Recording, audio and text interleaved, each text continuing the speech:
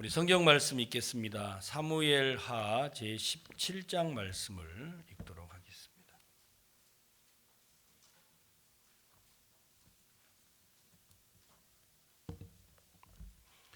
구약 성경 사무엘하 제17장 말씀을 읽겠습니다.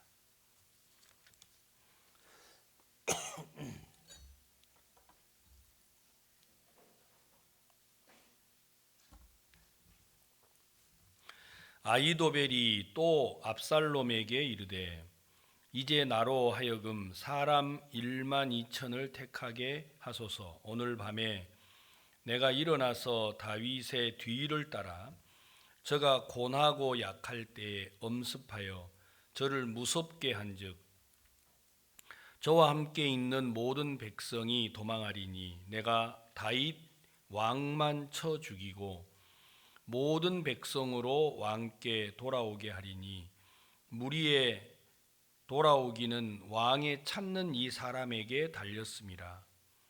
그리하면 모든 백성이 평안하리이다. 압살롬과 이스라엘 장로들이 다 그 말을 옳게 여기더라. 압살롬이 이르되 아렉 사람 후세도 부르라. 우리가 저의 말도 듣자 하니라. 후세가 압살롬에게 이르매 압살롬이 저에게 말하여 가로되 아히도벨이 여차여차히 말하니 우리가 그 말한 말대로 행하랴. 그렇지 않거든 너는 말하라. 후세가 압살롬에게 이르되 이때에는 아히도벨의 베푼 모략이 선치 아니하니이다 하고 또 말하되 왕도 아시거니와 왕의 부친과 그 종자들은 용사라. 저희는 들에 있는 곰이 새끼를 빼앗긴 것 같이 격분하였고 왕의 부친은 병법에 익은 사람인즉 백성과 함께 자지 아니하고 이제 어느 굴에나 어느 곳에 숨어 있으리니 혹 무리 중에 몇이 먼저 엎드려지면 그 소문을 듣는 자가 말하기를 압살롬을 쫓는 자 가운데서 패함을 당하였다 할지라.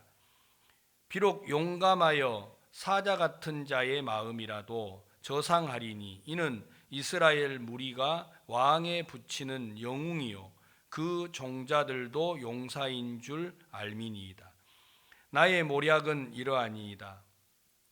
온 이스라엘을 담부터 브엘세바까지 바닷가에 많은 모래같이 왕께로 모으고 친히 전장에 나가시고 우리가 그 만날 만한 곳에서 저를 엄습하기를 이슬이 땅에 내림같이 저의 위에 덮어 저와 그 함께 있는 모든 사람을 하나도 남겨두지 아니할 것이요 또 만일 저가 어느 성에 들었으면 온 이스라엘이 주를 가져다가 그 성을 강으로 끌어들여서 그곳에 한 작은 돌도 보이지 않게 할 것이니이다 하매 압살롬과 온 이스라엘 백성들이 이르되 아렉 사람 후세의 모략은 아히도벨의 모략보다 낫다 하니 이는 여호와께서 압살롬에게 화를 내리려 하사 아히도벨의 좋은 모략을 파하기로 작정하셨음이더라. 14절 말씀까지 읽도록 하겠습니다. 우리가 사무엘 상하를 이렇게 말씀을 나누고 있으면 하나님의 마음이 우리 마음에 이렇게 전달이 되는 것 같습니다. 방금 우리 한 장로님 나오셔서 간증을 이렇게 하시고 우리 그 한재웅 형제 이제 간증을 하셨는데 저는 제가 어제 이제 하루에 결혼식을 3번을 했습니다. 3번을 해서 우리 한재웅 형제 또 김시몬, 김소망 그리고 우리 한재웅 형제하고 같이 이제 브라질로 선교를 가는 김일신 형제라고 울산에 가서 결혼식을 하고 돌아왔는데 제가 이제 결혼식을 앞두고 매번 우리가 이제 결혼식 하면 교회에서 결혼에 관한 말씀이 요한복음 2장에 나와 있으니까 제가 이제 요한복음 2장 말씀을 주로 읽고 주례사를 해 드렸는데, 제가 어제 새벽에 일어나서 그런 마음이 좀 들었습니다. 이제 앞으로 함께 이제 복음을 전해야 되고, 또 브라질이라는 나라는 제가 이제 우리 기쁜 소식 선교회에서 브라질이라는 나라 선교를 맡아서 하라고 지정을 해줘서 누구보다 자주 이제 만나고 교제하고 이런 일을 해야 되는데, 그냥 제가 주례를 해서 보내고 싶지가 않았어요. 그래서 어떤 이야기를 해줄까 하고 제가 성경을 읽다가 새벽에 잠언 제가 19장 말씀을 읽었습니다. 제가 이 말씀을 읽다가 너무 그 말씀이 이렇게 제 마음을 복되게 해줬습니다. 하나님께서 잠언 19장 23절 이하에 나와 있는 말씀에, 만약에 네가 여호와를 경외하면, 성경에 세 가지를 이야기하셨는데, 네가 여호와를 경외하면 생명을 얻고, 두 번째로 네가 족하게 되고, 세 번째로 뭐라고 기록되어 있어요? 재앙을 만나지 않는다고 되어 있더라고요. 제가 이 글을 읽다가 너무 제 마음에 새벽에 감사했어요. 오늘 주례를 하는데 우리 형제들에게 이 이야기를 해줘야겠다, 제가 이 마음이 들더라고요. 제가 이제 울산에 가서 그 김일신 형제 결혼을 하는데, 똑같이 제가 어차피 브라질 가면 둘이서 만나서 제가 주례를 해줬으니까 물어볼 거 아니에요. 너는 주례사를 뭘 해주더나 하고 물어볼 것 같아서 똑같이 했어요. 제가 울산에 가가지고. 그런데 이제 그 김일신 형제 아버지하고 그 다음에 박주희라는 자매하고 결혼을 했는데, 두 가정의 아버지께서 교회를 안 나오세요. 교회를 안 나오시는 아버지 두 분이 이제 앉아 있는데, 완전히 이제 예수님에 관한 이런 주례를 하면 이분들이 좀 의아해 하시지 않을까, 안 믿는 분들도 와 계실 텐데, 그러거나 말거나 제가 잠언 19장 23절을 펴서 이야기를 했습니다. 만약에 여호와를 경외하면 생명을 얻고 족하게 되고 재앙을 만나지 않는다고 하니까, 이 두 아버지가 주례가 끝나고 딱 났는데, 저는 결혼식을 정말 많이 해봤는데 안 믿는 이 두 분이 저를 찾아오셨어요. 두 분 다. 목사님, 제가 이 아들놈 하나 낳아서 브라질로 뺏긴다고 생각을 했는데, 이제 그 아버지도 똑같죠. 내가 딸 하나 있는 거 링컨 학교에 뺏겨가지고 내가 안 그래도 화가 나는데, 오늘 이 자리 만나면 이제 못 만나잖아요. 장로님이야 비행기 타고 브라질 가면 되고, 그러니까 큰 문제가 없고, 병원도 잘 안 된다고 하니까 이제 선교학교를 가시든지 무슨 대책을 쓰면 그건 문제가 없을 것 같아요. 그런데 이제 이분들은 교회를 안 나오신 분이니까. 근데 이분들이 두 분이 오셔서 뭐라고 하시느냐면, 목사님, 됐습니다. 아니, 생명을 얻는다는데 여호와를 경외하면 족하게 되고 재앙을 만나지 않는다는데, 제가 너무 마음이 평안하다고 하시더라고요. 제 마음에 너무 감사한 거예요. 정말로 저는 그 부모님들보다는 이제 복음을 들고 나가는 전도자들에게 관심이 더 있지만, 정말로 이 부모님들이 주례를 이렇게 그 말씀을 듣고 행복해 하시는 걸 보니까 너무 감사했어요. 제가 이제 오늘 아침에 일어나가지고 주일 설교를 하려고 성경을 폈는데 자꾸만 그 말씀이 떠오르는 거예요. 맞다, 우리 형제자매들 여호와를 경외하면 생명을 얻고 족하게 되고 재앙을 만나지 않는다. 좋습니까, 안 좋습니까? 재앙을 안 만난다는데 이게 복 아니에요? 여러분, 족하게 된다면 이게 복 아닙니까? 여러분이 생명을 얻는다면 이게 복이지요. 믿지 아니하는 세상 사람도 즐거워하고 기뻐하는데 우리가 구원을 받은 성도들인데 하나님이 나에게 재앙을 주지 않는다고 하니까 제가 너무 감사하고 기쁜 거예요. 하나님께서 구원받은 우리들 마음속에 하나님이 우리에게 주신 일들이 너무 크고 감사한 거예요.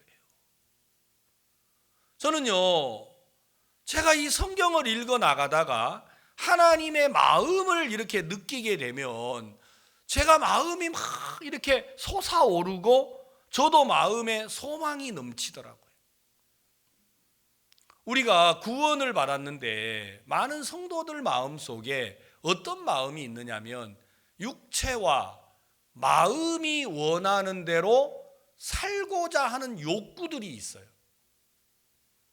아마 오늘 이 자리에 구원을 받아도 여러분 마음속에 그런 욕구들이 있겠죠. 장로님이 아들이 단기를 갔다 왔는데 특별 교육을 하려고 제주도를 데려갔다 가잖아요. 마인드 교육. 그거 알고 봤더니 그 마인드 교육이 복음을 위해 살아라가 아니고 정신 차리고 뭐 이게 돈 벌러 가라 이런 교육이었다고. 우리 장로님이 이래가지고 될란가 모르겠네요. 솔직하게 이제 자기 마음을 이제 표현을 하는데 여러분 우리 장로님만 그런 게 아니고 저도 목사지만 제 마음 속에 복음보다도 뭔가 우리 아이들이 반듯하고 잘 자랐으면 하는 마음이 제 안에도 들더라고요. 그런데 여러분 우리 속에 끝없이 올라오는 마음 하나가 뭐냐? 육체와 마음이 원하는 대로 살고자 하는데 이 시대의 대부분의 사람들의 마음 속에 여러분 하나님을 경외하는 것이 지혜라고 믿는 마음이 아닙니다. 성경은 우리가 하나님을 경외하면 세 가지를 이야기했다 그랬죠. 생명을 얻고 족하게 되고 재앙을 만나지 않는다. 여러분이 하나님을 경외하는 이것 가장 소중한 건데 사람들은 하나님보다 소중한 것들이 있어요, 없어요? 많아요. 그냥 있는 게 아니고 많아요. 하나님보다 소중한 것들이 많다라는 겁니다. 그러니까 우리에게 재앙이 온다, 어려움이 온다. 그러면 금세 여러분들이 감각을 하셔야 돼요. 아, 내 마음에 하나님보다 더 소중한 것, 내가 더 중히 여기는 것들이 있구나. 이것 때문에 나에게 어려움이 다가오고 있구나. 그러면 여러분들이 빨리 그 길에서 돌아서야 하는 것입니다. 성경은 잠언 말씀에 잠언 16장에 기록했잖아요. 사람이 그 길을 계획할지라도 그 걸음을 인도하시는 분은 누구라고 하셨어요? 예, 사람이 마음으로 그 길을 계획할지라도 그 걸음을 인도하시는 분은 여호와 하나님이십니다. 여러분 마음속에 좋은 집을 사고 싶다, 좋은 직장을 가고 싶다, 여러분 그런 계획 능히 가질 수 있지요. 제가 지난 주말에 서울을 갔더니 우리 교회에 대학생으로 있었던 황민우라는 형제가 저를 찾아왔어요. 목사님, 제가 서울에 이렇게 왔는데 너무 감사하고 기쁩니다. 이 형제가 부산에서 부산대학교를 다니면서 부산대학교 학생회장도 하고 우리 굿뉴스코 일도 하다가 많은 어려움도 만나고 학교에서 핍박도 받고 그랬어요. 그래 이제 교회 일을 하다가 보니까 직장을 제대로 못 잡는 거예요. 그래서 야 민우야, 네가 복음을 위해서 살면 하나님이 너를 도와줘. 아, 예 목사님. 그러면 제가 어디에서 직장을 잡을까요? 너는 직장을 서울로 잡아라. 이 형제는 내심 제가 어디로 직장 잡게 하기를 바라겠어요. 왜 그런 줄 아십니까? 학교 다닐 때 공부를 안 했거든요. 그러니까 서울로 직장 잡아갈 능력이 돼야 안 돼요? 안 돼. 그러니까 은근히 어디서 직장을 잡고 싶어? 만약에 내가 실력이 있으면 다 어디로 가고 싶어요? 서울로 가고 싶겠죠.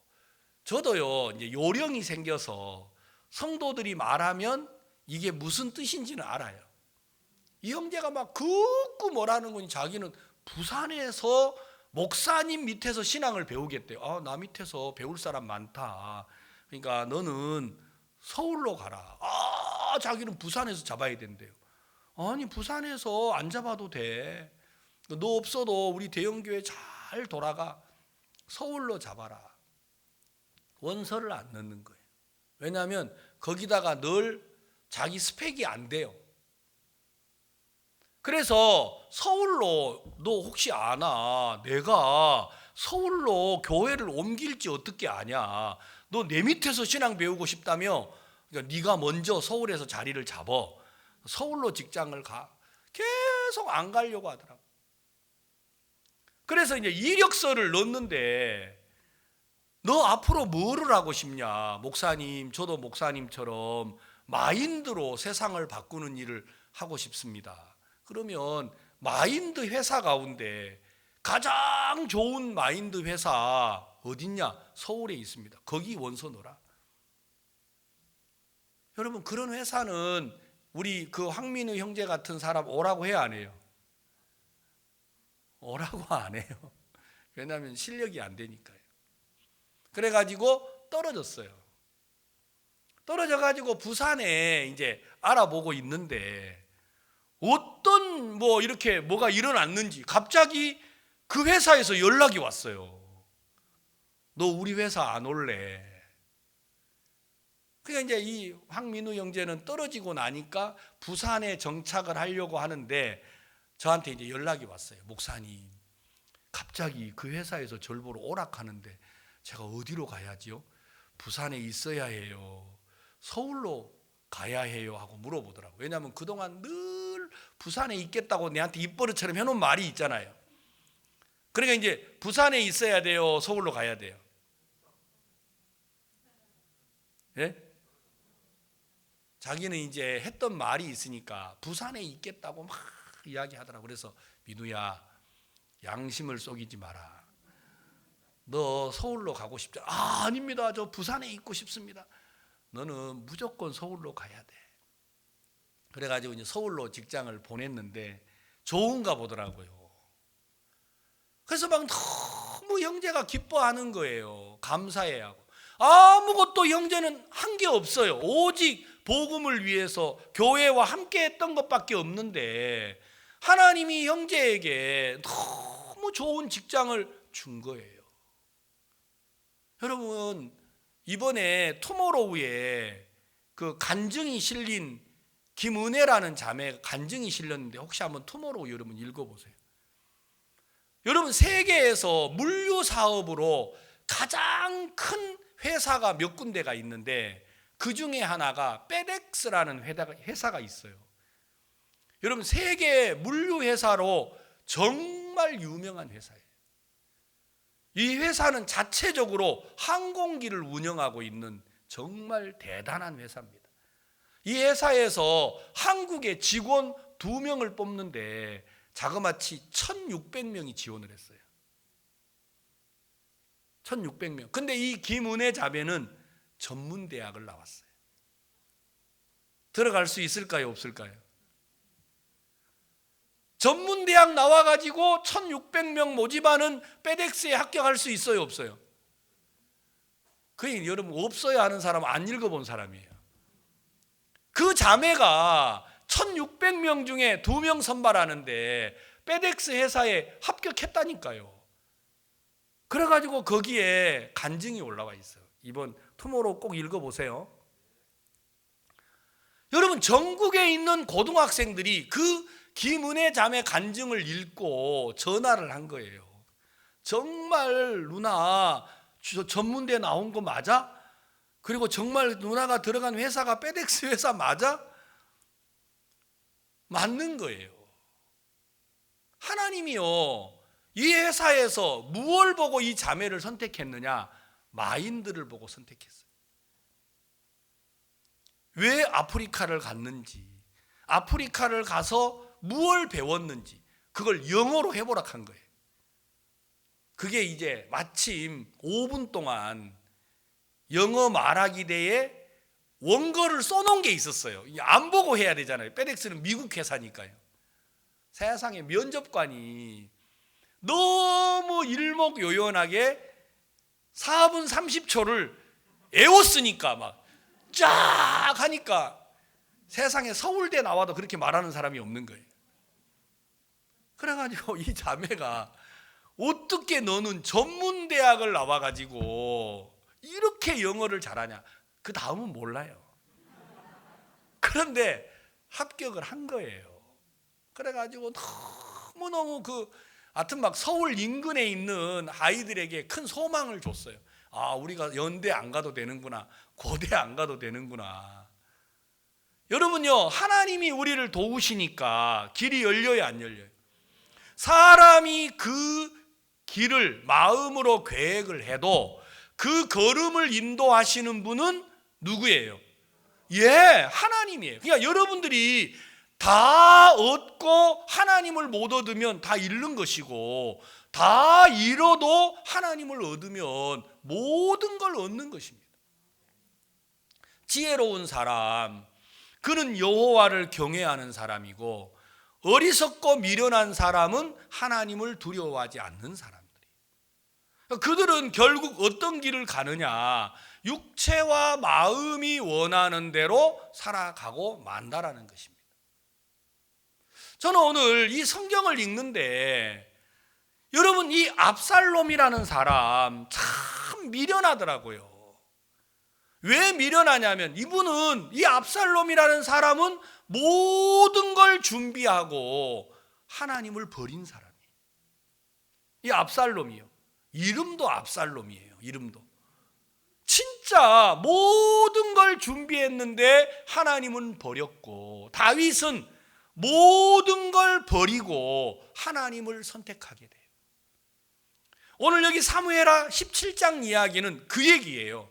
많은 내용이 적혀 있지만 한마디로 말하면, 모든 걸 얻고 하나님을 버리면 그는 다 잃는 사람이 되고, 모든 걸 버리고 하나님을 얻으면 그는 모든 걸 얻는 사람이 된다는 것입니다. 여러분, 압살롬은 어떤 사람인지 들으셨죠? 그는 머리 끝에서부터 발끝까지, 그러니까 정수리에서 발끝까지 흠이 없는 사람이에요. 얼마나 대단해요. 저는 머리 끝에서부터 발끝까지 전체가 흠투성이에요.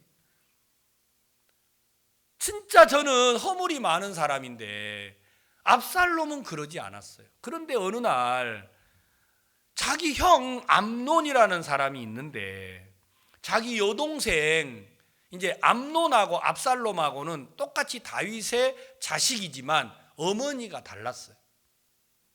그러니까 압살롬의 여동생 다말이 있는데, 그 다말을 암논, 자기 형이 사랑을 했어요. 그래서 아버지에게 술을 써가지고 자기 여동생이 자기에게 과자를 만들어 달라고 해서 자기에게 과자를 만들어 가지고 오니까 그 자기 여동생을 범해 가지고 죄를 지은 거예요. 이스라엘 나라는요, 그 남자가 여자가 서로 만나서 여러분 아내로 선택하지 아니하는데, 여러분 죄를 지으면 그 여자는 영원히 결혼을 못 해요. 평생 과부로 살아야 돼요. 그러니까 암논이 사랑을 해가지고 자기 여동생을 품었는데, 품고 보니까 품었던 그 사랑하는 마음이 잠시 후에 미움으로 변했어요. 여러분, 그러니까 절대로 남자의 사랑을 믿으면 안 돼요. 속지 마세요. 알았어요? 우리 여기 젊은 학생들 결혼할 때 막 남자가 와서 나는 너밖에 없어 그러면 절대 그 사람하고는 결혼하지 마세요. 너밖에 없긴 밥도 있고 떡도 있고 뭐 많은데 왜 너밖에 없다 그래요? 안 그래요. 많은 것 중에서 너도 소중하다 이러면 결혼해도 되는데, 나는 너 말고는 없어, 나는 오직 너만 생각나 이러면 그 이상한 사람이에요. 왜? 생각이 자기도 나야 되고 부모도 나야 되고 뭐 집도 생각나야 되고 이래야지 오직 나만 사랑한다, 그런 말 믿으면 안 돼요. 암논이 너무 다말을 사랑했는데 다말을 품자마자 미운 마음이 일어났어요. 그러게 이제 자기 여동생을 쫓아버렸어요. 그러니까 이 이제 여자는 완전히 이제 버림받았죠. 그게 압살롬 마음에 너무 화가 났어요. 어떻게 형이 돼가지고 동생을 범하고 버리냐? 내가 너 반드시 죽인다. 그래가지고 동생이 형을 죽여버렸어요. 압살롬이 암논을 죽였다라는 거예요. 죽이면서 더 분한 게 있었어요. 어떻게 아버지가 이걸 모르고 내 여동생을 형님한테 보내냐? 이건 아버지가 문제가 있다. 그래서 아버지를 미워하는 마음이 압살롬 마음에 있었어요. 그래서 그냥 형을 죽이고 암논을 죽이고 압살롬이 도망을 갔습니다. 도망을 간 지 3년이 지났어요. 3년이 지나서 요압이 자기를 이제 아버지에게로 데려와요. 근데 다윗이 화가 나니까 압살롬을 자기 집으로 불러는 들였는데 2년 동안이나 압살롬하고 만나지를 않았어요.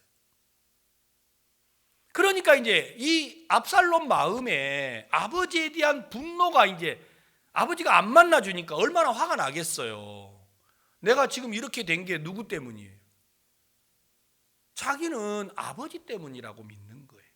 그래서 어느 날 신하들, 이제 왕자니까 자기 밑에 신하들이 있겠죠. 신하들을 보내가지고 요압을 불렀어요. 요압, 우리 집으로 와라. 안 오는 거예요. 2번 불렀어요. 안 오는 거예요. 3번째는 어떻게 했느냐? 신하들을 시켜가지고 요압의 밭을 불태워 버렸어요.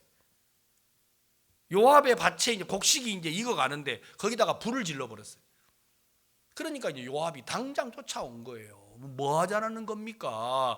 왜 우리 밭에다가 불을 질렀습니까? 하고 말을 하니까, 네가 나를 아버지 집으로 돌아오게 해놓고 2년 동안이나 이게 뭐냐? 네가 아버지한테 가서 나를 다시 아버지 얼굴을 보도록 해라. 그래가지고 이제 요압이 다윗에게 가서 이야기를 하니까 다윗이 2년 만에 이제 압살롬을 자기 집으로 불러들였어요. 5년 만에 아버지하고 자기하고 대화가 된 거예요. 아버지 집으로 돌아오자마자 압살롬이 무엇을 하느냐? 아버지의 나라를 빼앗을 반역을 꾸미는 거예요. 자, 여기 보시면 15장에 보시면요, 15장 1절, 이후에 압살롬이 자기를 위하여 병거와 말들을 준비하고 전배 50명을 세우니라. 압살롬이 일찍이 일어나 성문 결 곁에 서서 어떤 사람들이 송사가 있어 왕에게 재판을 청하러 올 때에 그 사람을 불러서 이르되 너는 어느 성 사람이냐? 그 사람의 대답이 종은 이스라엘 아무 지파에 속하였나이다 하면, 자, 압살롬이 전배를 세웠단 말은 자기 호위하는 사람을 세운 거예요. 그러니까 이 사람이 다윗이 불러주니까 올라오자마자 말들을 준비하고 병거, 말들을 준비하고 전배 50명을 세워서 자기 호위무사를 삼은 거예요. 그리고 이제 성문 입구에 있다가 뭐라고 하느냐면, 사람들이 다윗 왕에게 재판을 받으러 오면 무슨 일이냐 하고 들어보니까 억울하잖아요. 내가 네 얘기 들어보니까 너 정말 억울한 거 맞구나. 그런데 우리나라는 너의 억울함을 풀어줄 만한 재판관이 있어요, 없어요? 없다고 말을 하는 거예요. 그러니까 억울한 사람 편에 서주는 거예요. 하나님의 뜻을 전하는 게 아니고 억울한 사람 편에 들어주면 그 사람이 압살롬에게 마음을 열어야 안 열어요? 마음을 여는과 동시에 누구에게 마음을 닫아요? 다윗에게 마음을 닫는 거예요. 여러분, 우리 교회 안에 조심해야 되는 게 누구냐? 교회 안에서 사람들의 마음을 도적질하는 사람들이 있어요. 그 사람들은 누구냐면 그 사람의 억울함에 동조해 주는 사람들이에요. 억울한 일이 있고 정말 답답한 일이 있으면 여러분들이 동조를 해줘야 되는 게 아니고 들어주고 동의해야 되는 게 아니라 그를 누구 앞으로 이끌어와야 돼요? 다윗 앞으로 이끌어와야 되는 거예요. 하나님의 종 앞으로 이끌어와야 되는 거예요. 근데 그러지는 않고 자기가 위로가 돼주는 사람들이 있어요. 그들이 바로 압살롬이에요. 그는 바로 이스라엘 백성의 마음을 도적질한 사람이라 그랬어요. 압살롬이 이제 이렇게 성문 입구에서 백성들의 마음을 자기 편으로 도적질을 하는 거예요. 그걸 이제 하루하고 이틀하고 3년하고 이렇게 하는 거예요. 계속이요. 그래가지고 이 사람이 백성들의 마음을 도적질을 하는데 몇 년까지 했느냐? 7절에 보시면 4년 만에 압살롬이 왕께 고하되 내가 여호와께 소원한 것이 있사오니 청컨대 나로 헤브론으로 가서 그 소원을 이루게 하옵소서. 자, 이 사람이 4년 만에 뭐를 하느냐? 그러니까 4년이니까 얼마나 많은 백성들을 만났겠어요. 4년 만에 아버지의 나라를 빼앗는 반역을 일으키는 거예요. 그래가지고 압살롬이 4년 만에 아버지에게로 돌아와서 그가 죄를 짓고 3년 도망가고 돌아와서 2년 동안 아버지하고 대면을 못했고 4년 동안을 아버지 성문 앞에서 백성의 마음을 도적질해가지고 9년 만에 나라를 빼앗아 버린 거예요. 그리고 아버지는 도망을 가게 됩니다. 도망을 가는데 사람들이 전부 다 이제 다윗을 이제 비난해요. 다윗을 비난하면서 사람들이 다윗을 따라가지 않습니다. 그런데 몇몇이 다윗을 따르려고 나서게 돼요. 자, 15장 여러분 19절 다윗이 이제 도망을 하는데 자, 여기 14절에 보면 다윗이 예루살렘에 함께 있는 모든 신복에게 이르되 일어나 도망하자. 그렇지 아니하면 우리 한 사람도 압살롬에게서 피하지 못하리라. 빨리 가자. 두렵건대 저가 우리를 급히 따라와서 해야 하고 칼로 성을 칠까 하노라. 그래서 다윗이 얼마나 급했든지 맨발로 도망을 갔어요. 왕인데 얼마나 이 참 부끄러운 일입니까? 왕이 맨발로 도망을 치는데 그때 19절 그때의 왕이 가드 사람 이때에게 이르되 어찌하여 너도 우리와 함께 가느냐? 너는 쫓겨난 나그네니 돌아가서 왕과 함께 내 곳에 있으라. 자, 이때가 지금 다윗과 함께하는 사람들은 600명 뿐인데 갑자기 이때가 군대를 데리고 자기와 함께 도망가려고 온 거예요. 자, 그럼 여러분 같으면 좋아요, 안 좋아요? 지금 다윗이 압살롬에게 쫓겨서 도망을 맨발로 도망가고 있는데 자기와 함께 도망가 주려고 하는 여러분 이때가 오면 여러분 같으면 있으라 하겠어요? 돌아가라고 하겠어요? 그렇죠. 같이 가자고. 지금 안 그래도 급한데 근데 다윗은 돌아가라고 했어요. 돌아가라고. 너는 왜 여기 있냐? 돌아가라. 너는 어제 왔고 나는 정처 없이 가니 오늘날 어찌 너로 우리와 함께 유리하게 하리요. 너도 돌아가고 내 동포들도 데려가라. 은혜와 진리가 너와 함께 있기를 원하노라. 그러니까 너무 고맙지만 넌 돌아가라. 나는 이 길이 정처 없이 떠나는 길이다. 그러니까 너는 압살롬에게로 돌아가라고 이제 말을 합니다. 그 다음에 24절 사독과 그와 함께한 모든 레위 사람이 하나님의 언약궤를 메어다 내려놓고 아비아달도 올라와서 모든 백성이 성에서 나오기를 기다렸어요. 그러니까 아비아달은 누구 때문에 산 사람이에요? 다윗 때문에 산 사람이거든요, 아비아달이. 그러니까 사독과 모든 제사장들이 하나님의 법궤를 메고 다윗과 함께 도망치려고 하는 거예요. 자, 그러면 이 사람들도 받아들여야 돼, 안 받아들여야 돼? 여러분, 이스라엘 백성들에게 하나님의 궤는 너무 소중한 거잖아요. 하나님이 함께 한다고 믿는 거기 때문에. 근데 다윗은 뭐라고 해요? 다윗은 돌아가라고 이야기를 합니다. 25절, 왕이 사독에게 이르되 하나님의 궤를 성으로 도로 메어 가라. 만일 내가 여호와 앞에서 은혜를 얻으면 도로 나를 인도하사 내게 그 궤와 그 계신 데를 보이시리라. 다윗은 떠나면서도 뭘 말하느냐면요, 돌아가라.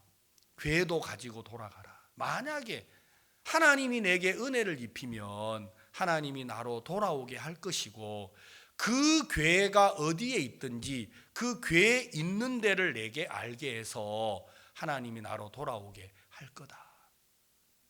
다윗은 비록 압살롬에게 나라를 빼앗겼지만 그는 누구를 믿는 거예요?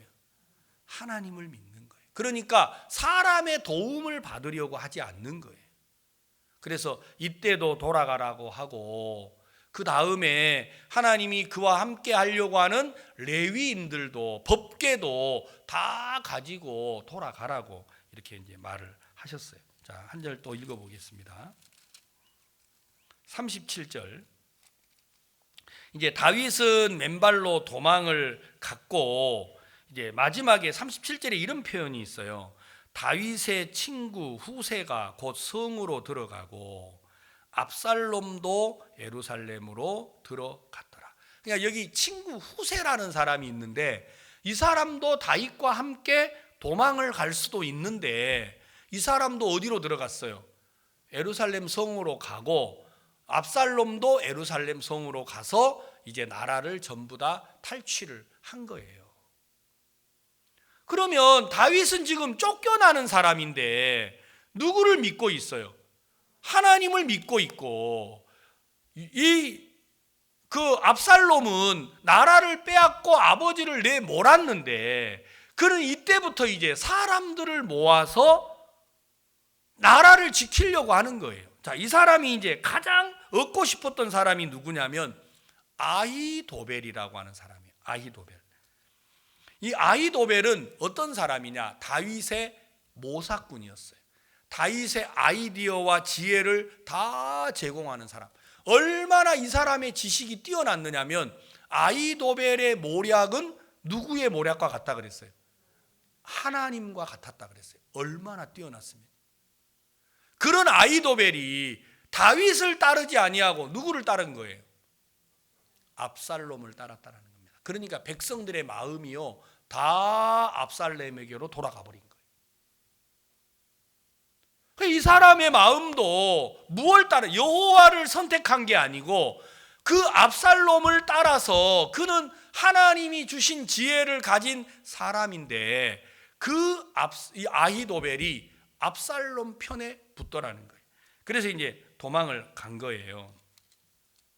다윗이 도망을 이제 갔는데 15절, 16장 15절, 압살롬과 모든 이스라엘 백성들이 예루살렘에 이르고 아히도벨도 저희와 함께 이른지라.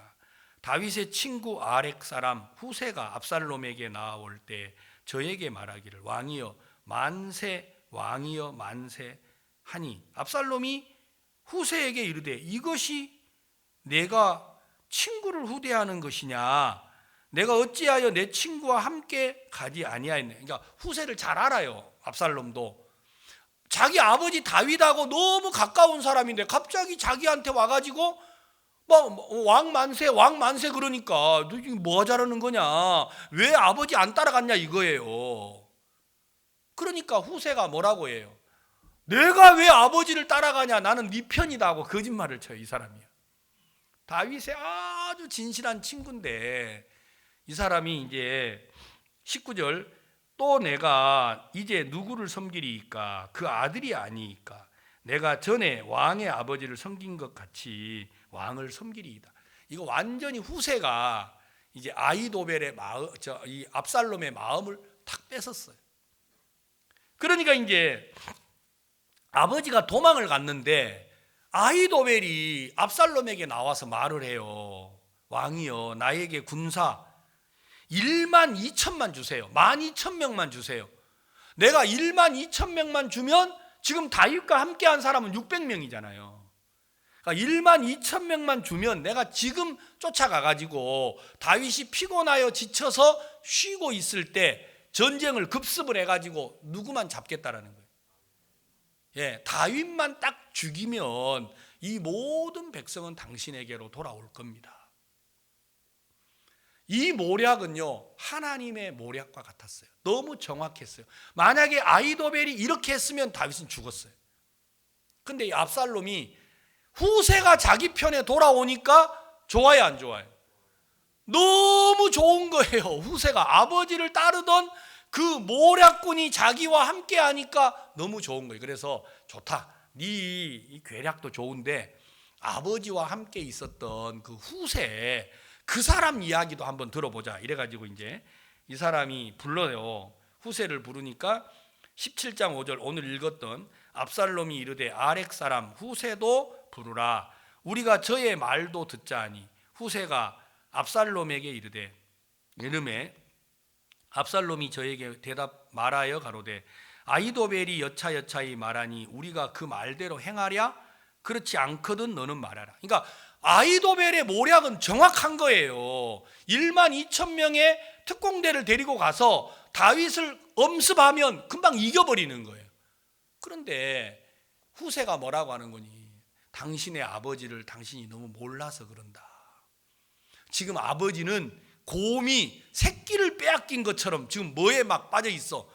분노에 지금 빠져 있다. 그리고 당신 아버지는 전쟁으로만 이 나라를 세운 사람이다. 병법이 너무 뛰어나다. 맞잖아요. 하나님이요, 다윗의 병법이 너무 뛰어나게 했어요. 왜냐? 블레셋 군대가 쳐들어오면 어때요? 너는 나가지 마라. 어떻게 할까요? 뽕나무 뒤에 숨어 있어라. 뽕나무에 숨어 있으면 어떻게 하죠? 뽕나무 꼭대기에서 사람이 걸어가는 소리가 나면 그때 전쟁해라. 이게 이거 남들이 봤을 때는 희한한 전술이지만 다윗이 봤을 때는 이게 희한한 게 아니에요. 듣도 보지도 못한 전술이에요. 그러니까 신하들의 마음속에는 다윗은 무엇 해도 이겨야 안 이겨요. 다윗이 어디를 가든지 누가 이기겠어요? 근데 사람들은 누가 이긴다고 믿는 거예요? 다윗이 이긴다고 믿는 거예요. 그래서 후세가 그 얘기를 하는 거예요. 당신의 아버지는 병법에 뛰어난 사람이다. 지금 피곤한데 어떻게 그 600명하고 무리에 섞여서 잠을 자겠냐. 당신 아버지는 필시 어디 한쪽 구석에 서너 명만 데리고 가서 숨어 있을 거다. 그러니까 만약에 보초를 세워놨다가 그 사람 몇 명 딱 죽이면 아버지는 도망을 갈 거다. 그러니까 압살롬이 들어보니 또 그 말도 맞아, 안 맞아? 맞아. 그러지 말고 아버지를 잡으려면 이스라엘 모든 백성을 다 모아라. 마치 이슬이 내려온 것처럼 우리가 그렇게 하자. 그래서 아버지가 어느 성에 가 있으면 새끼줄로 성을 딱 엮어가지고, 이게 말도 안 되는 이야기잖아요. 안 그래요? 여러분, 이스라엘 나라에 한 성을 집어넣을 강이 있어요, 없어요? 강도 없어. 그 조그만 나라에 무슨 요단강은 여러분요, 곡식 때만 물이 넘치고 평상시에는 물도 안 흘러요. 그런 강이 없는 나라가 이스라엘 나라 아닙니까? 요단강. 그런 나라인데 여러분, 말도 안 되는 그런 모략인데, 아히도벨이 하는 모략은 하나님이 주신 모략이고, 후세의 모략은 어떤 모략이냐? 자, 여기 보시면요, 14절을 한번 자막을 띄워줘 보세요. 14절, 17장 14절.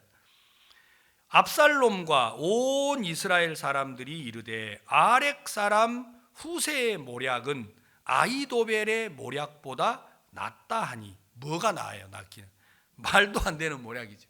아니, 아히도벨의 모략은 특공대 12,000명만 가서 전쟁하자라는 거고, 후세의 모략은 이스라엘 백성을 다 모집하는데도 시간 걸려, 안 걸려? 걸려요. 그걸 새끼줄로 엮어서 끌고 어떻게 가요? 예? 뭐 드럼통입니까? 끌고 가게? 말도 안 되는 이 모략인데 모든 백성들의 마음이 후세의 모략을 찬성을 한 거예요. 그래서 압살롬과 온 이스라엘 사람들이 이르되 아렉 사람 후세의 모략은 아히도벨의 모략보다 낫다 하니 이는 여호와께서 압살롬에게 뭐 하려고요? 화를 내리려 하사 아히도벨의 좋은 모략을 파하기로 작정하셨습니다라. 여러분요, 신앙은요 다 잃어도 누구를 얻어야 돼요? 하나님을 얻어야 돼요. 아멘. 예, 우리는 다 잃어도 누구를 얻어야 해요? 하나님을 얻어야 해요. 그러면 여호와를 경외할 수 있어요.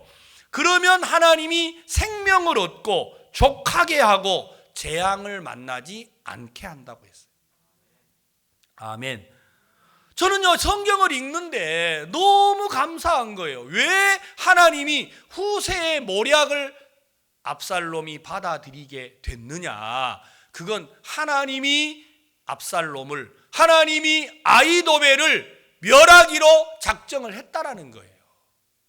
그러니까 말도 안 되는 이 후세의 모략을 압살롬이 받아들이게 된 거예요. 사랑하는 성도 여러분, 신앙의 길이 여러분에게 있지 않습니다. 내가 뛰어나고 능력이 있고 지혜가 있어야 하는 게 아니고 여러분이 여호와를 경외하는 데 있다라는 겁니다. 경외한단 말은 하나님을 존경하고 하나님을 두려워하는 마음을 경외라고 말을 해요.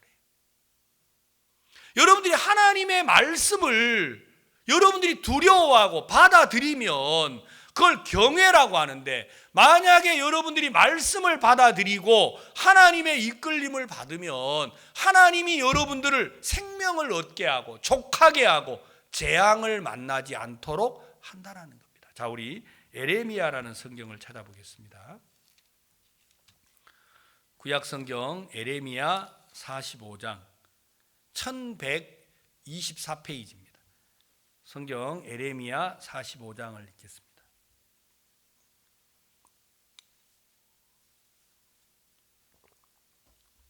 에레미야 45장 2절입니다. 바루가 이스라엘의 하나님 여호와께서 내게 이같이 말씀하시되 내가 일찍 말하기를 슬프다 여호와께서 나의 고통에 슬픔을 더하셨으니 나는 나의 탄식으로 피곤하여 평안치 못하다 하도다 하셨고 또 내게 이르시기를 너는 그에게 이르라 여호와께서 이같이 말씀하시기를 보라 나는 나의 세운 것을 헐기도 하며 나의 심은 것을 뽑기도 하나니 온 땅에 이러하거늘. 하나님은 세웠다가 헐고 하나님은 심었다가 뽑기도 한다고 합니다. 5절 다 같이 한번 읽어보겠습니다. 5절 시작. 내가 너를 위하여 대사를 경영하느냐 그것을 경영하지 말라. 보라 내가 모든 육체에게 재앙을 내리리라. 그러나 너의 가는 모든 곳에서는 내가 너로 생명 얻기를 노량물 얻는 것 같게 하리라. 여호와의 말이니라 하셨느니라. 여기 뭐라고 적혀 있느냐면 하나님은 심기도 하고 뽑기도 하고 하나님은 세우기도 하고 헐기도 하는데 그때 네가 너를 위하여 대사를 경영하지 마라. 왜냐하면 하나님이 모든 육체에 재앙을 내렸다 그랬어요. 하나님은 우리 육체를 이미 십자가에 다 멸해버렸어요. 여러분이 여러분을 위하여 일할 게 없어요. 그래서 여러분이 어려울 때, 하나님이 여러분을 세울 때, 여러분을 넘어뜨릴 때, 여러분을 뽑을 때 하나님이 여러분을 인도하는 그 자리에 있어야 합니다. 그러면 하나님이 우리로 생명 얻기를 노량물 얻는 것 같게 해준다고 하셨어요. 다윗이 왜 이때가 자기를 도우러 오는데 후세가 자기를 도우러 오는데 여러분 아히멜렉과 제사장들이 자기를 도우러 오는데 왜 다윗은 그들을 돌아가라고 하느냐라는 거예요. 여러분 그들이 도와주러 오면 좋아요 안 좋아요? 좋지요. 그러나 다윗은 사람의 도움을 얻는 게 아니고 하나님을 얻더라고요. 여호와께서 나에게 은혜를 베풀어서 나로 돌아오게 하면 그때 하나님이 법궤가 어디 있는지를 나로 알게 할 것이다. 지금은 이 법궤를 들고 다윗성으로 돌아가라.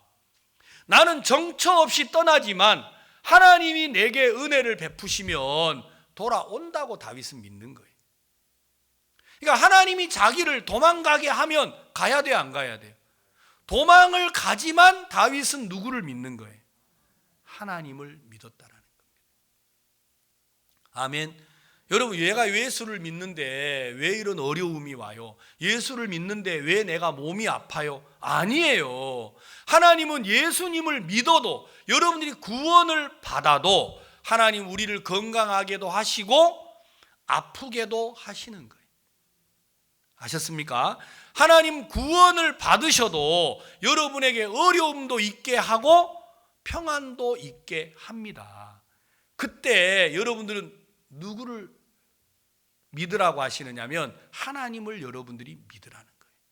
내가 너를 위하여 대사를 경영하느냐. 다시 말하면 하나님이 나를 심을 때, 하나님이 나를 뽑을 때, 하나님이 나를 세울 때, 하나님이 나를 허물어뜨릴 때 너는 너를 위하여 대사를 경영하느냐. 이 말은 너는 너를 위하여 일을 하지 말라라는 거예요. 하나님이 무너뜨리시면 그 자리에서 하나님의 은혜를 구하셔야 돼요. 하나님이 나를 세우시면 그 자리에서 하나님의 은혜를 구해야 한다는 겁니다. 내가 서고 일어섬이, 여러분 눕고 일어섬이 전부 다 누구 손 안에 있어요? 예, 하나님의 손 안에 있다라는 걸 믿으셔야 돼요. 그러면 얼마나 행복한지 몰라요. 다윗은 하나님이 그 압살롬에게 쫓겨 도망을 가게 하니까 그는 맨발로 도망을 가면서도 자기를 위하고 도우려는 사람들을 선택하지 않았습니다. 돌아가라. 여호와께서 내게 은혜를 베풀면 내가 다시 돌아올 것이다. 그리고 돌아가라고 했습니다. 그런데 하나님이 그런 다윗에게 은혜를 베푸시더라고요. 그래서 아히도벨의 모략이 하나님의 모략과 같았는데도 하나님이 아히도벨의 모략을 패하기로 마음을 정하니까 말도 안 되는 후세의 계략을 압살롬이 받아들이게 된 거예요.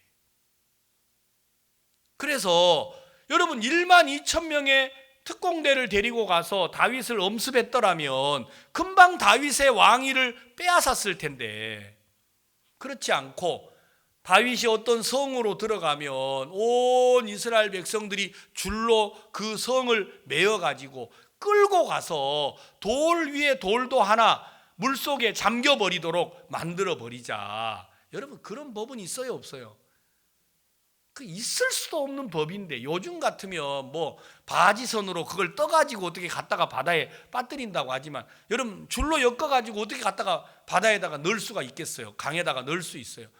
말도 안 되는 건데도 하나님이 그 편을 들어주시니까 압살롬이 그걸 선택하고 결국은 자기도 망하고 아히도벨의 계략도 망하게 됐다라는 거예요. 그러니까 다윗이 누구의 계획을 선택한 거예요? 여러분, 후세의 계획을 선택한 거예요. 그걸 보고 여러분 여기 이제 본문으로 돌아가서 자기의 계략이 정확한데 압살롬이 자기 계략을 선택을 안 하는 거예요.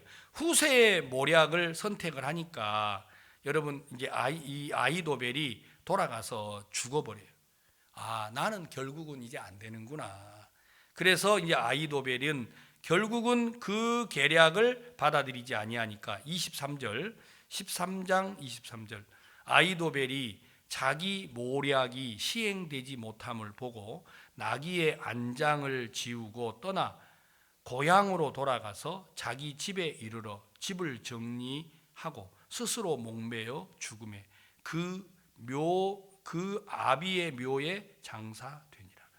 결국은 정말 이 아히도벨은 지혜로운 왕인데 그가 다윗 편에 서지 않고 압살롬 편에 서니까 하나님이 그 지혜롭다고 하는 아히도벨의 모략을 손을 들어줘야 안 들어줘요? 안 들어주는 거예요. 그러니까 하나님이 손을 안 들어주니까 아히도벨이 아무리 하나님의 지혜를 가졌다 할지라도 그 아히도벨이 버림을 받는 거예요. 스스로 목매어 죽더라고요. 여러분, 제가 아무리 못나도, 제가 아무리 못 배워도 하나님이 내 손을 들어주면 제 사역이 복을 받아야 안 받아요? 제 가정이 복을 받고 제 인생이 복을 받는다니까요. 아멘. 자, 그러면 여러분들의 삶에 여러분들이 능력과 지혜와 권세를 가져야 하는 게 아니라 하나님이 여러분의 손을 들어줘야 돼요. 그러면 하나님이 여러분에게 복을 얻도록 하는 것입니다.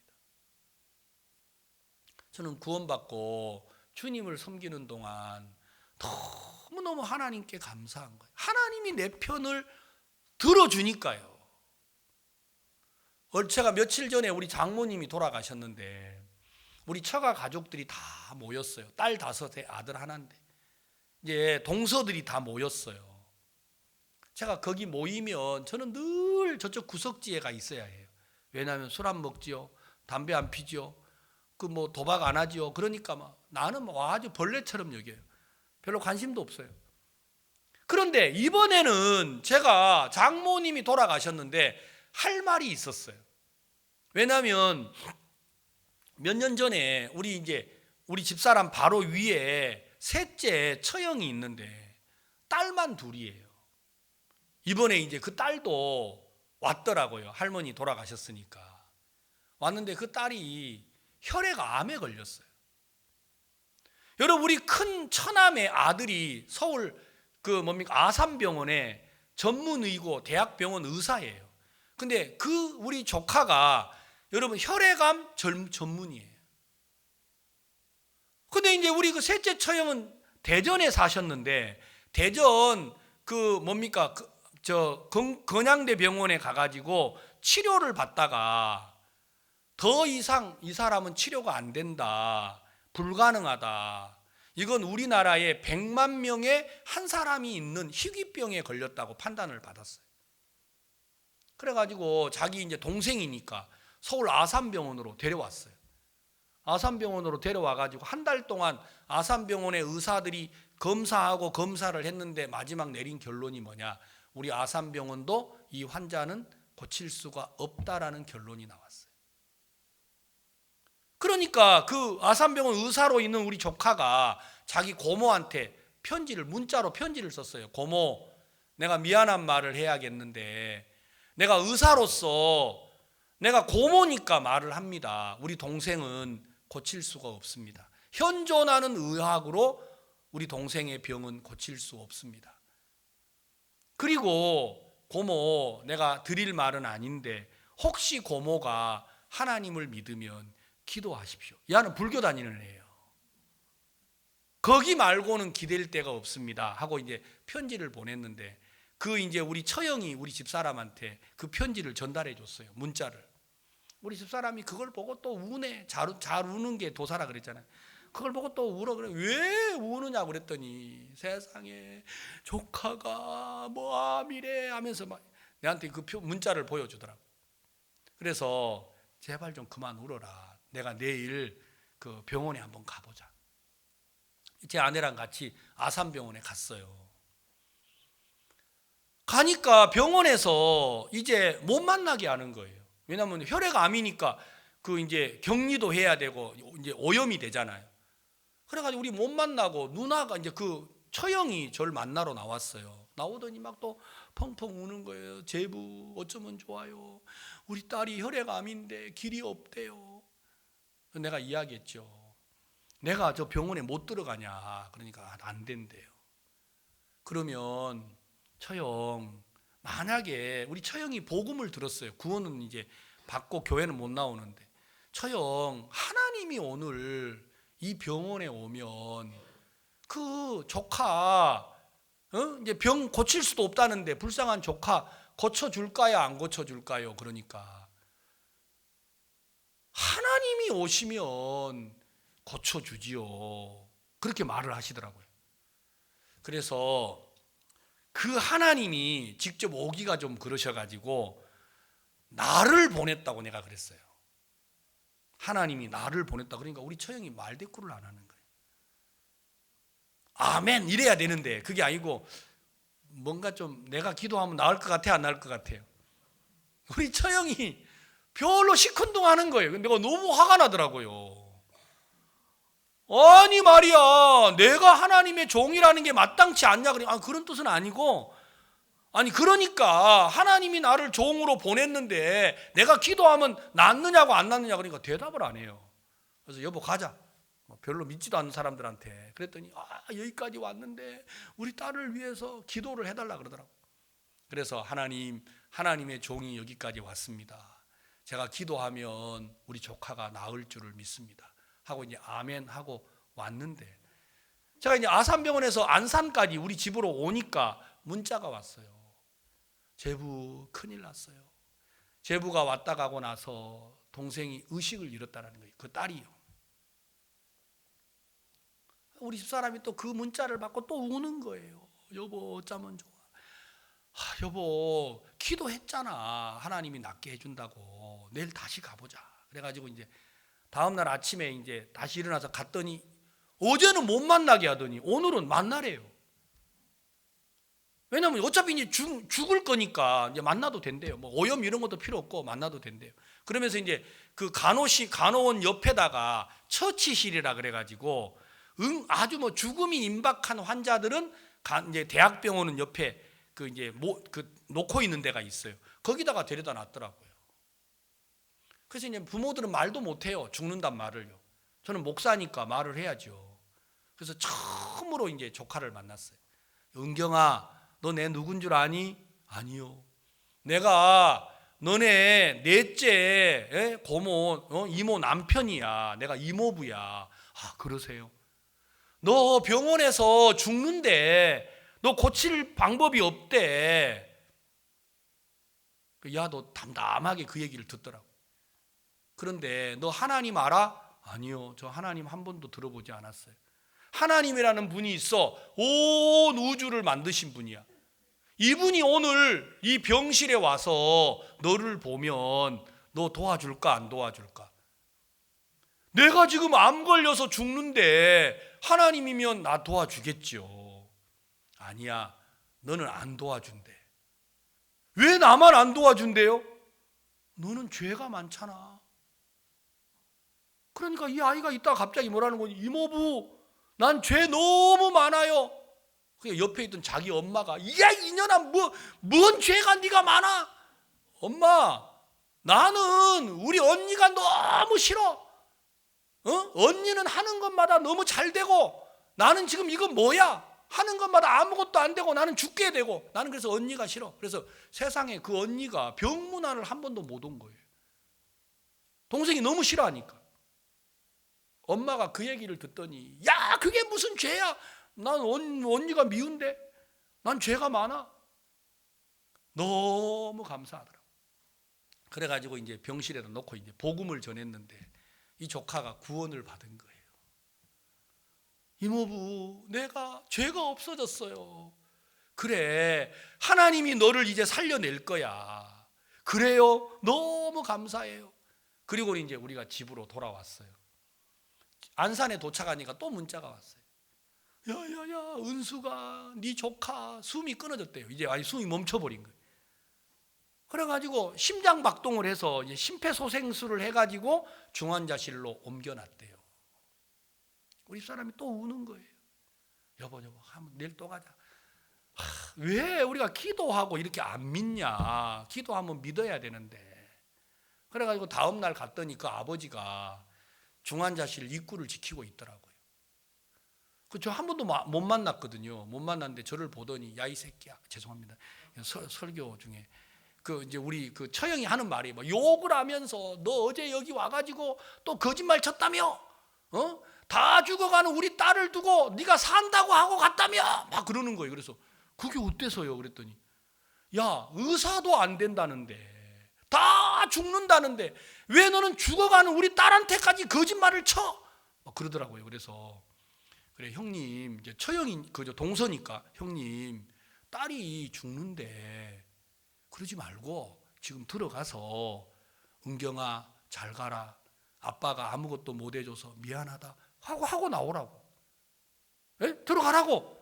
이제 아예 내가 못 들어가게 이제 그 중환자실에 그 명찰 있잖아요. 명찰 그 줘서 보호자만 그 차야 들어가잖아요. 그걸 차고 이제 못 들어가게 하는 거예요. 들어가라고. 들어가서 딸한테 잘 가라. 은경아 아빠는 아무것도 못 해줘서 미안해. 잘 가. 한마디 하고 나오라고. 그러니까 못 들어가는 거예요. 들어가지도 못하면서 표찰 주라고 말이야. 그래가지고 그걸 제가 빼가지고 이제 들어가서 의식도 없는 조카에게 기도를 해요. 하나님, 우리 조카가 처음 예수님 만나서 복음을 들었는데 하나님 이렇게 세상을 떠나서 되겠습니까? 하나님 조카를 살려주실 줄 믿습니다. 기도하고 이제 나왔어요. 나왔는데 또 나를 붙잡더라고. 너 또 거짓말했지. 의사가 죽는다는데 너 가서 왜 우리 딸한테 허황된 꿈을 집어넣냐? 내가 왜 허황된 꿈을 집어넣느냐고. 좋다. 그럼 우리 딸한테 왜 산다고 했는지를 내한테도 설명해 줄 수 있나? 그러더라고. 그래서 진짜 형님 한번 듣겠느냐고. 그러니까 우리 가족들이 다 모여가지고 제부 듣고 확실히 그러면 구원 받으면 교회 나가야 돼요. 그러니까 내 딸이 산다는데 자기가 하겠대요. 그래가지고 그 자리에서 중환자실 앞에서 복음을 전했는데 다 듣더니 이런 식으로 하면 나도 죄가 없는데, 그런데 나는 지금 급한 게 우리 딸이 살아야 된다. 딸이 살면 내가 네 따라서 교회 나갈게. 이렇게 됐어요. 이제. 그러니까 막 우리 처형, 우리 장모님, 우리 집사람 전부 다 형부 약속할 수 있죠? 사나이가 말이야. 우리 딸만 살면 내가 교회 온다고 하시는 거예요. 그런데 세상에 3일 만에 기적처럼 그 딸이 살아났어요. 그래가지고 이번에 우리 장모님 돌아가셨는데 거기 장례하러 왔더라고요. 내가 은경이 만나, 너 안 죽었네. 직장 잘 다니나? 너무 좋아하더라고. 근데 그 아버지는 도망을 가버린 거예요. 왜냐하면 딸이 멀쩡하게 살아가지고 지금 교회에 직장 다니고 있는데 아버지는 여전히 부처님한테 가 있어요. 그래가지고 형님, 사람이 남자가 한 입으로 두 말을 하면 됩니까? 그러니까 야야, 너는 어떻게 잊어버리지도 않냐? 내가 너 목사라고 해주잖아. 세상에서 가장 위대한 하나님의 종이라고 내가 입으로 말해줬잖아. 그러니까 제발 내한테 한 약속은 잊어버려라. 근데 진짜 이분들이 이제 우리는 사실 가진 것도 없고 아무것도 없는데 하나님이 우리 편 손을 들어주니까 하나님이 가정에서 예배를 드리게 하고 복음을 전하게 하고 가족들에게 하나님을 나타내도록 해 주시더라고요. 여러분, 다윗은 도망가는 사람이에요. 진짜 비참한 길을 맨발로 도망치는 사람인데 하나님이 아히도벨의 모략을 무너뜨리려고 하니까, 하나님이 압살롬을 무너뜨리려고 하니까 무너져요, 안 무너져요? 지혜로운 아히도벨의 모략이 있는데도 하나님이 안 도와주니까 무너지더라고요. 아멘. 여러분, 잠언 3장에 뭐라고 되어 있습니까? 너는 범사에 여호와를 인정하라. 그리하면 그가 내 길을 지도한다고 말씀하셨어요. 아멘. 여러분 마음 안에 두어야 할 게 있습니다. 그건 바로 하나님이십니다. 여러분들이 하나님을 얻으면 모든 걸 얻는 것이고, 여러분 하나님을 잃으면 모든 걸 잃는 것입니다. 그러나 사람들은 어디에 마음을 치중하고 있느냐? 육체와 마음이 원하는 것을 더 소중하게 여기고 여호와를 경외하는 걸 소중하게 여기지 않는다라는 것입니다. 사랑하는 성도 여러분, 여러분 하나님을 믿으십시오. 그리고 하나님이 여러분의 손을 들어 주어야 합니다. 그러면 여러분이 어떤 사람이든지 간에 어떤 위치에 있든지 간에 하나님이 여러분들을 영화롭게 할 것입니다. 그러나 여러분들이 하나님을 버리고 자기를 높여 세운다 할지라도, 그게 왕이라 할지라도, 하나님과 비길 만한 지혜라 할지라도 하나님이 그 편을 들어주지 아니하니까 그 계략이 파해지고 결국 아히도벨이 죽음을 맞이하게 됐다라는 것이죠. 사랑하는 성도 여러분 마음속에 정말 이번 한 주간도 여러분들이 하나님을 경외함으로 하나님이 여러분의 편이 되셔서 여호와가 나의 생명이시요 나로 족하게 하시고 재앙을 만나게 하지 아니한다면 하나님 우리 교회 성도들 가운데 은혜를 입지 못할 사람이 아무도 없으리라고 생각합니다. 그래서 우리 모두가 다 그 주로 말미암아 복되고 아름다운 한 주를 보내셨으면 좋겠습니다. 다 같이 기도하겠습니다. 우리가 오늘 기도하실 때 들었던 말씀을 마음에 묵상하면서 하나님을 한번 생각할 수 있게 되기를 바랍니다. 다 같이 개인적으로 기도하는 시간을 갖겠습니다.